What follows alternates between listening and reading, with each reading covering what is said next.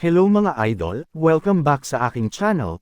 Magandang araw sa inyong lahat at sana ay nasa mabuti kayong kalagayan ngayon. Salamat sa inyong patuloy na suporta at sa pagbisita ulit sa aking channel. Kasabay ng patuloy na pamimilipit sa sakit ay pilit na inihanda ng ating bida ang kanyang sarili at mahigpit na hinawakan ang puluhan ng kanyang espada. Wala na siyang kawala habang mabilis na bumubulusok pababa ang tatlong kalabang handa siyang tapusin. Ngunit bago pa man tumama ang kanilang mga patalim ay isang nakakabinging pagsabog ang yumanig sa buong paligid, mula sa kalangitan ay biglang bumagsak ang isang malakas at nakakapasong asul na kidlat na direktang tumama sa mga sumusugod na kalaban. Dahil sa tindi ng puwersa ng atake ay walang awang tumalsik sa gitna ng himpapawid ang tatlong miyembro ng kulto nang walang kalaban-laban, unti-unting nawala ang nakamamatay na tensyon sa paligid at napalitan ng matinding pagtataka. Nanlaki ang mata ng ating bida habang nakatingin sa pinanggalingan ng atake, at sa kanyang isipan ay hindi niya mapigil ang magtanong kung kanino nagmumula ang pambihirang asul na kidlat na bigla na lamang nagligtas sa kanya sa eksaktong sandaling iyon.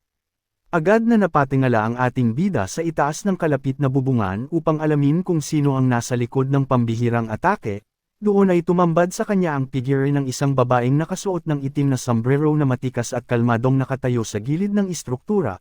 Pinalilibutan ang buong katawan nito ng malakas at dumadaloy na asul na kidlat na nagpapahiwatig ng napakataas na antas ng lakas at nagbibigay ng nakakapangilabot na presensya sa buong paligid. Nang makita ang dumating ay mabilis na napalitan ng matinding takot at gulat ang mukha ng pinuno ng mga kalaban, halos hindi makapaniwala ang hangal habang kinikilala ang babae bilang ang Black Cloud Playful Lady na nagmula pa sa tanyag na Changqian Society.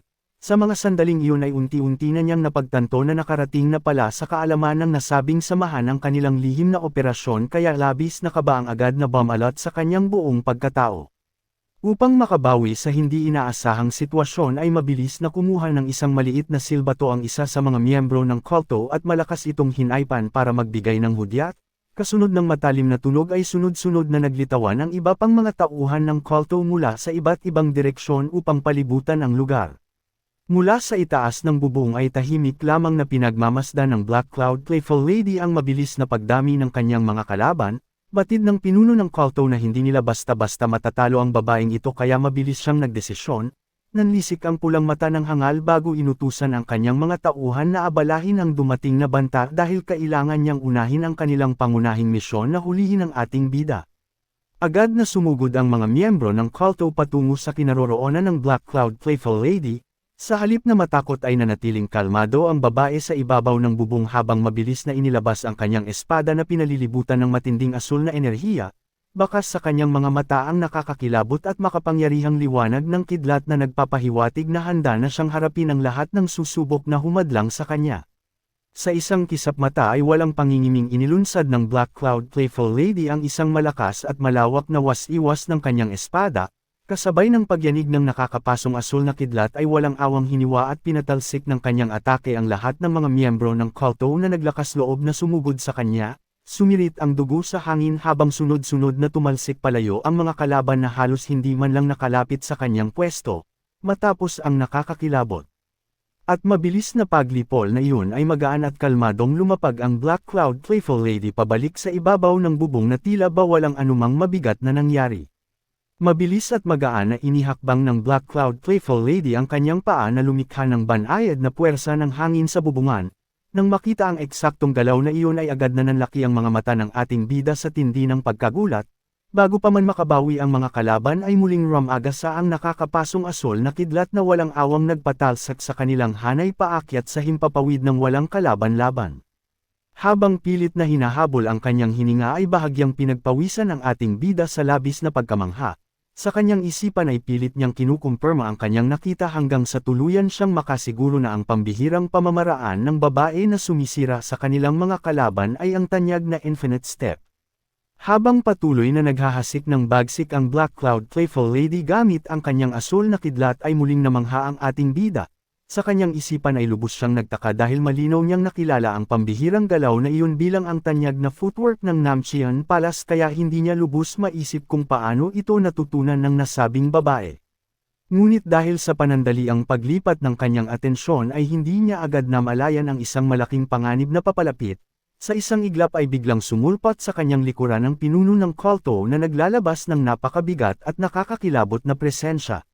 Wala nang inaksayang panahon ang hangal at agad na inabot ang ating bida gamit ang kanyang kamay na nababalot ng mapanganib na pulang enerhiya. Kasabay ng nakakatakot na titig ay malamig at madiin nitong sinabi na wala nang magagawa ang ating bida kundi ang sumama sa kanya. Tuluyan ng nadaklot ng malaking kamay ng hangal ang ating bida na kasalukuyang nanghihina at pilit na tinitiis ang matinding sakit sa kanyang katawan. Wala nang nagawa ang ating bida kundi ang manginig at dumaing habang ramdam ang nakakakilabot na presensya ng kalaban na handa na siyang tanggayan. Ngunit bago pa man magtagumpay ang pinuno ng kulto sa kanyang misyon ay isang napakabilis na asol na kidlat ang biglang bumulusok patungo sa kanilang direksyon. Bahagyang napalingon ang hangal sa labis na gulat nang makita ang walang awat na paglapit ng Black Cloud Playful Lady. Sa eksaktong sandaling iyon ay walang pag-aalinlangang iwinasiwas ng babae ang kanyang matalim na espada, at sa sobrang bilis ng atake ay hindi na nagawang dumpensa ng kalaban. Marahas na naputol ang mismong braso ng hangal na nakahawak sa ating bida, at kasunod nito ay sumirit ang masaganang dugo sa hangin dahil sa nakakamatay na ganting salakay ng dumating na tulong. Bakas ang matinding pagkabigla sa mata ng hangal at halos hindi na ito nakapagsalita nang mabilis na tumawid ang nakakapasong asol na kidlat sa kanyang leeg. Sa isang iglap ay walang awang hiniwa ng matalim na espada ng Black Cloud Playful Lady ang lalamunan ng kalaban. Bago pa man lubusang maproseso ng pinuno ang nangyari ay tuluyan ng naputol at humiwalay ang kanyang ulo sa kanyang katawan, kasabay ng marahas na was-iwas ng babae ay sumirit ang masaganang dugo paitaas mula sa pugot na leeg habang tuluyan ng nagwakas ang buhay ng mapanganib na kalaban. Matapos ang nakakakilabot na paglipol na iyon ay kalmado at matikas na lumingon ang Black Cloud Playful Lady habang patuloy na bumabalot sa kanya ang malakas na asol na enerhiya. Bakas ang isang mapang-asar ngunit seryosong ngisi sa kanyang mga labi habang nakatingin sa direksyon ng bangkay. Sa isang malamig na tono ay tahasan niyang idineklara na dapat alisin ng kalaban ang maruming kamay nito dahil napukaw na ang kanyang matinding interes sa ating bida at wala na siyang balak na ibigay ito sa iba. Matapos ang sunod-sunod na nakakakilabot na pangyayari ay nanatiling nakatayo ang Black Cloud Playful Lady sa harapan ng ating bida upang magsilbing matibay na harang laban sa anumang natitirang banta. Bagamat ligtas na mula sa tiyak na kamatayan ay mababakas pa rin sa mukha ng ating bida ang labis na pagod habang pilit na sinusuportahan ang sarili gamit ang kanyang espada, ngunit dahil sa matinding puwersang ginugol niya sa nakaraang laban at sa malalang epekto ng kanyang Bar-Adong Meridian ay bigla na lamang siyang nakaramdam ng matinding pagkahilo. Unti-unting nagdilim at umikot ang paningin ng ating bida habang pilit na nilalabanan ang nakakapanghinang sakit na patuloy na sumasalakay sa kanyang buong sistema. Sa huli ay hindi na kinaya ng kanyang mahinang pangangatawan ang sitwasyon dahilan upang tuluyan na siyang mawalan ng balanse at marahas na bumagsak pababa sa lupa. Mabilis namang napalingon ang Black Cloud Playful Lady sa labis na gulat ng maramdaman ang pagbagsak na iyon, at doon ay nasaksihan niya ang kawawang kalagayan ng ating bida na tuluyan ng nilamon ng kawalan ng malay. Mabilis na sinalo ng Black Cloud Playful Lady ang ating bida bago pa man ito tuluyang hamampas sa maalikabok na lupa. Dahan-dahan niya itong inalalayan at maingat na isinandal sa kanyang katawan habang tuluyan ng nilamon ng kawalan ng malay ang ating bida. Pinagpawisan ito ng malala at bakas sa namumutla nitong mukha ang matinding hirap na tiniis nito sa nagdaang madugong sagupaan. Tahimik na pinagmasdan ng Black Cloud Playful Lady ang walang malay na anyo nito. Bagamat napakadali para sa kanya na lipulin ang mga mapanganib na kalaban kani-kanina lang ay tila naging isang panibagong problema naman para sa kanya ang sitwasyong ito. Sa gitna ng panandaliang katahimikan ay mahina na lamang siyang napabuntong hininga bago tuluyang napatanong sa kanyang sarili kung ano na ang dapat niyang gawin ngayon sa kanyang iniligtas. Matapos ang mahabang oras ng kawalan ng malay ay dahan-daw ang iminulat ng ating bida ang kanyang mabibigat na mata, kasabay ng isang biglaang pagdaing ay mabilis siyang napabangon mula sa kanyang pagkakahiga habang pilit na kinakapa ng kanyang isipan ang mga huling pangyayari bago siya nawalan ng malay. Nang bahagyang lumino ang kanyang paningin ay napagtanto niyang nasa loob na siya ng isang tahimik at hindi pamilyar na silid, hindi kalayuan sa kanyang tabi ay kalmado lamang na nakabantay ang Black Cloud Playful Lady na tila kanina pa naghihintay, at sa isang mahinahong boses ay tinanong nito ang ating bida kung gising na ba ito dahilan upang matigilan siya at mapatingin sa kanyang tagapagligtas ng walang anumang salita. Bahagyang ngumiti ang Black Cloud Playful Lady nang makitang tuluyan ng nakabangon ang ating bida. binalot ng isang payapang katahimikan ang loob ng maliwanag na silid habang kalmadong nakaupo ang kanyang tagapagligtas sa isang silya hindi kalayuan sa kama. Habang seryosong nakatingin sa kanya ay maraming katanungan ang mabilis na tumatakbo sa isipan ng ating bida. Malinaw sa kanyang alaala na perpektong nagamit ng Black Cloud Playful Lady ang tanyag na Infinite Step, ngunit labis siyang nagtataka dahil ang mismong swordsmanship na nakita niya noong labanan ay malinaw na hindi nagmula sa Namchian Palace, dahil sa hindi pangkaraniwang kombinasyon ng mga pambihirang kakayahang ito ay hindi niya maiwasang maguluhan kung paano naging posible ang lahat ng kanyang nasaksihan. Binasag ng Black Cloud Playful Lady ang panandaliang katahimikan sa loob ng silid at kalmado nitong ipinaalam na dapat ay mas magaan ang pakiramdam ng ating bida ngayon. Ipinaliwanag ng babae na pansamantala niyang pinigilan ang malamig na yin-chi na patuloy na nagpapahirap sa katawan nito na direktang dulot ng kanyang 9 yin block meridians. Marahang napahawak sa kanyang dibdib ang ating bida habang malalim na pinag-isipan ang mga narinig. Sa kanyang isipan ay bumangon ang isang malaking katanungan tungkol sa nasabing karamdaman dahil lubos niyang batid na ang pambihirang kondisyon na ito ay likas lamang na ipinapanganak sa mga babae. Kaya hindi niya maintindihan kung paano itong napunta sa isang lalaking tulad niya, bukod sa nakakalitong misteryo na bumabalot sa kanyang sariling katawan ay hindi rin niya mapigil ang mamangha sa kaharap niya dahil hindi niya inaasahan na may sapat itong lakas at kakayahan upang matagumpay na pigilan ang mapanganib na epekto ng kanyang sakit.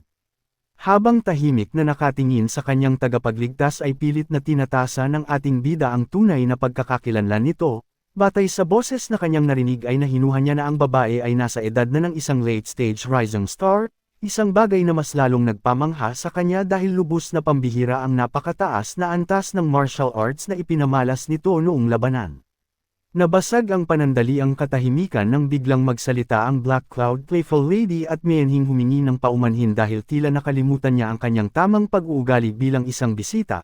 Kasabay ng mga salitang iyon ay dahan-dahan niyang iniangat ang kanyang kamay at formal na inalis ang malaking sombrerong nakatikip sa kanyang ulo upang tuluyang ipakita ang kanyang mukha sa ating bida na seryoso lamang nakamasid sa bawat galaw niya. Tuluyan ng inalis ng Black Cloud Playful Lady ang kanyang malaking sombrero at marahan itong ipinatong sa kanyang kandangan, sa pagkawala ng harang ay tuluyan ng bumungad ang kanyang maaliwalas at magandang mukha na may mahaba at maayos na nakataling itim na buhok, bakas ang isang magiliw na ngiti sa kanyang mga labi habang kalmado siyang nakatingin sa ating bida. Matapos ang formal na pagharap na iyon ay magalang siyang nagtanong kung Mamyong ba ang pangalan ng ating bida. Kasunod nito ay tuluyan na niyang ipinakilala ang kanyang sarili bilang si Lee Se-ha na kabilang sa makapangyarihang Changqian Society. Bago pa man makapag-isip ng isasagot ang ating bida ay nag-iwan agad si Lee Se-ha ng isang hindi inaasahang alok ng diretsahan niya itong yayain na sumama sa kanya. Patuloy na nagpaliwanag si Lee Se-ha at diretsahang sinabi na kung papayag ang ating bida na maging kanyang disipulo ay hindi lamang martial arts ang matututunan nito kundi may malaking posibilidad din na tuluyang magamot ang kanyang 9 yin block meridians. Naging seryoso ang ekspresyon ng ating bida sa narinig at hindi niya mapigil ang itanong kung bakit labis na kabutihan ang ipinapakita nito sa kanya sa kabila ng kanilang biglaang pagkikita. Batid ni Lee Se-ha ang pagdududa kaya mas lalong lumawak ang magiliw ng ngiti nito bago ipinaliwanag ang kanyang tunay na dahilan. Kalmado niyang sinabi na nakita niya ang mga tuwid at walang pag-aalinlangang marka ng espada na naiwan ng ating bida noong labanan. Dagdag pa niya ay labis siyang humanga dahil kahit na nahaharap ito sa mga mapanganib na kalaban at halos mangisay na sa matinding sakit ay hindi ito kailanman nagpakita ng kahinaan o umatras man lang. Sa kabila ng mga papuling iyon ay nanatiling maingat at mapanuri ang ating bida, bakas sa kanyang mukha ang malalim na pag-iisip habang seryosong iginiit na gusto niyang malaman kung paano eksaktong gagamutin ni Lee Se-ha ang kanyang malalang karamdaman. Matagal na niyang pasanin ang sakit na ito kaya hindi niya maiwasang magduda dahil sa buong buhay niya ay wala pa siyang narinig na sinumang nakagawa ng matagumpay na lunas para sa nasabing kondisyon. Upang sagutin ang malalim na pagdududa ng ating bida ay napanatili ni Lee Se-ha ang kanyang magiliw na ngiti bago dahan-dahang iniangat ang kanyang kamay. Sa isang iglap ay biglang lumitaw ang isang nakakapasong asul na kidlat na malakas na dumadaloy sa kanyang palad. Kalmado niya itong ipinakita at buong kumpiyansang sinabi na ang enerhiyang iyon ang mismong sagot sa kanyang katanungan. Habang patuloy na pinalilibutan ng asul na kidlat ang kanyang kamay ay ipinaliwanag ni Lee Se-ha na matagumpay niyang napagkadalubhasaan ang isang pambihirang mental cultivation art na kumukuha ng solar yang chi na mas kilala bilang Heavenly Thunder True Yang Technique. Idinagdag pa niya na ang kanyang balak ay ituro ang nasabing martial art sa ating bida upang unti-unti nitong mabuksan ang kanyang mga baradong meridian ng mag-isa. At para mas maging malinaw ang lahat ay seryosong ipinaalam ni Lee Se-ha na ang pamamaraang ito ay hindi kailanman magiging posible kung ang ating bida ay ipinanganak bilang isang babae. Dahil sa kanyang pisikal na pangangatawan bilang isang lalaki ay naging posible ang pamamaraang ito na gamitin ang matinding init ng Yang Qi upang tapatan at tunawin ang malamig na Yin Qi na matagal nang nagpapahirap sa kanyang sistema.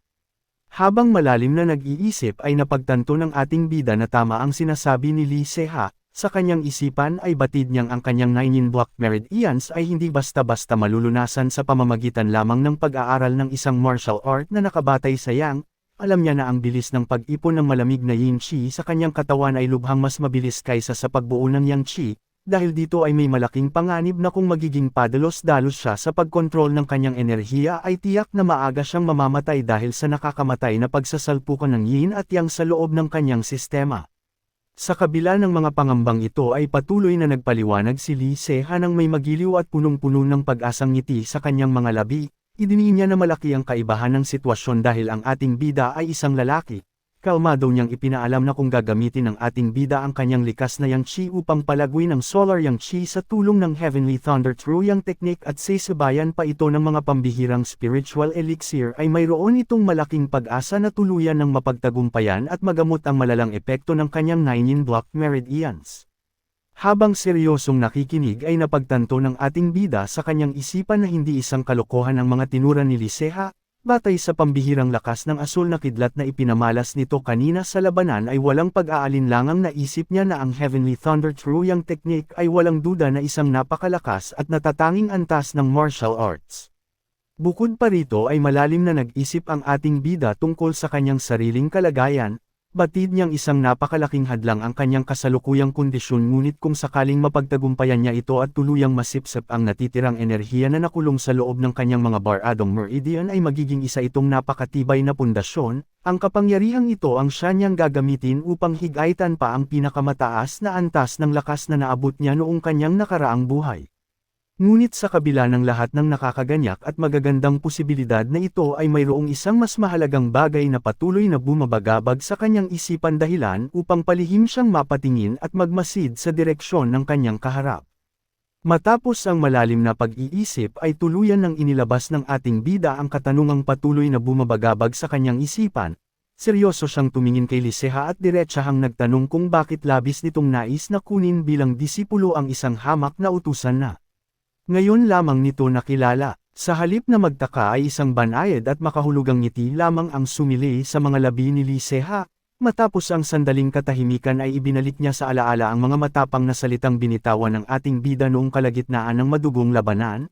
Ipinaalala niya dito ang eksaktong sinabi nito na ang sinumang hindi kayang yumako ng responsibilidad sa kanilang martial arts ay walang anumang karapatang humawak ng espada. Habang patuloy na nakatitig sa ating bida ay kalmadong kinumpirma ni Lee Se-ha na ang mga katagang iyon mismo ang nakapukaw sa kanyang atensyon. Ipinaliwanag niya ng buong linaw na hindi siya kailanman tatanggap ng isang disipulo na basta-basta lamang nagwawasiwas ng espada. Ang tanging hinahanap niya upang maging tagapagmana ng kanyang kaalaman ay isang disipulo na nagtataglay ng isang dalisay at matuwid na puso na siyang malinaw niyang nasaksihan sa katapangan ng ating bida. Matapos marinig ang taos-pusong paliwanag ni Lee Se-ha ay bakas ang panandaliang pagkabigla sa maaliwalas na mukha ng ating bida. Dahan-dahan siyang napakuyom ng kanyang kamao na nakapatong sa kanyang hita habang tahimik at malalim na inuulit sa kanyang isipan ang mga salitang matuwid na puso na sadyang tumagos sa kanyang damdamin. Sa kabila ng nakakaganyak na alok na maaari nitong tuluyang gamutin ang kanyang malalang karamdaman ay nanatiling maingat at mapanuri ang ating bida. Matapos ang ilang sandali ng malalim na pag-iisip ay muli niyang inangat ang kanyang tingin patungo kay Lee Se-ha. Sa pagkakataong ito ay napalitan ng kaseryosohan ang kanyang ekspresyon at walang pag-aalinlangang itinanong kung ano ang posibleng kahinatnan at kung ano ang gagawin nito sakaling magdesisyon siyang tanggihan ang iniaalok nitong pambihirang pagkakataon. Matapos marinig ang seryosong katanungan ay walang pag-aalinlangang sinagot ito ni Lee Se-ha. Ipinaliwanag niya na kung tatanggi ang ating bida ay tiyak na patuloy pa rin itong pupuntiryahin ng mga mapanganib na miyembro ng kulto. Idiniin niya na magiging isang napakalaking problema para sa lahat kung sakaling mahuli at mapasakamay ito ng kalaban. dahil dito ay iginiit ni Liceha na ang tanging natitirang pagpipilian nito ay ang manatili sa isang ligtas na pasilidad ng Changcheon Society o di kaya ay mamuhay ng mag-isa sa isang liblib at tagong lugar habang palihim na binabantayan at pinuprotektahan ng kanilang grupo. Hindi naiwasan ng ating bida na magtaka sa labis na kabutihang iniaalok ng babae. Sa kanyang isipan ay hindi niya maintindihan kung bakit gagawa ng ganito kalaking sakripisyo at abala ang Changcheon Society para lamang sa isang tulad niya, dahil sa kanyang pagkalito ay diretsahan niyang itinanong kung hindi ba mas magiging madali at pabor para sa kanila na tapusin na lamang ang kanyang buhay upang tuluyan ng matanggal ang mismong ugat ng problema. Nang marinig ang malamig na suhestyon ng ating bida ay bahagyang natigilan si Liceha at bakas ang kaseryosohan sa kanyang magandang mukha. Kalmado ngunit madiin niyang sinagot ito na kung sakaling pipiliin nilang pumaslang ng inosenteng buhay para lamang mapadali ang kanilang sitwasyon ay ano pa ang magiging kaibahan nila sa malupit at walang awang pamamaraan ng mga demonyo. Bilang pagtatapos sa usapan ay tahasan at buong pusong idineklara ni Liceha na ang kanilang tunay na paninindigan ay ang protektahan ang lahat ng mga buhay na maaari nilang iligtas. Patuloy na nagpaliwanag si Liceha at nagtanong sa ating bida kung hindi ba may isang pamilyar na kasabihan tungkol sa pagiging matalino sa maliliit na halaga ngunit mangmang naman pagdating sa mas malaking bagay. Kalmado siyang nakatayo sa harapan ng ating bida habang seryosong iginiit na sa mundong ito ay napakarami na ng mga taong handang isakripisyo ang iilan para lamang sa kapakanan ng nakararami dahil kadalasan ay mas pinipili ng lipunan ang tinatawag nilang mas malaking kabutihan. Matapos bitawan ang mga salitang iyon ay isang banayad at taos pusong ngiti ang sumilay sa magandang mukha ni Liceha. Sa isang mahinahon at puno ng paninindigang tono ay ipinaliwanag niya na kung ganoon nga ang palaging takbo ng mundo ay hindi ba nangangailangan din tayo ng kahit isang tao na handang pahalagahan at kumapit sa mga maliliit na bagay na madalas ay napapabayaan at naiiwan sa likuran. Buong tapat niyang idineklara sa ating bida na nais niyang maging ganoong uri ng tao. Nang marinig ang napakalalim at nakakapukaw damdaming mga pahayag na iyon ay tuluyang natigilan ang ating bida. Tahimik lamang siyang nakatingin kay Liceha habang bakas sa kanyang maaliwalas na mukha ang matinding pagkamangha. Sa mga sandaling iyon ay unti-unting pinoproseso ng kanyang isipan ang wagas na kabutihan at hindi matatawarang prinsipyo na inihayag ng kanyang tagapagligtas. Habang inuulit sa kanyang isipan ang mga katagang isang taong handang kumapit sa mga maliliit na bagay ay hindi napigilan ng ating bida na mapangiti ng bahagya. Dahil sa wagas at busilak na paninindigang iyon ay buong puso niyang inamin sa kanyang sarili na si Liceha ay isang taong higit pa sa karapat-dapat upang maging kanyang guro. Nang tuluyan nang mawala ang lahat ng kanyang pag-aalinlangan ay dahan daw ang inayos ng ating bida ang kanyang sarili at sa kabuong galang na yumukod ng malalim sa harapan ni Liceha. Tahimik namang nakamasid at bahagyang nagulat si Liceha sa time na pagbibigay galang na ito.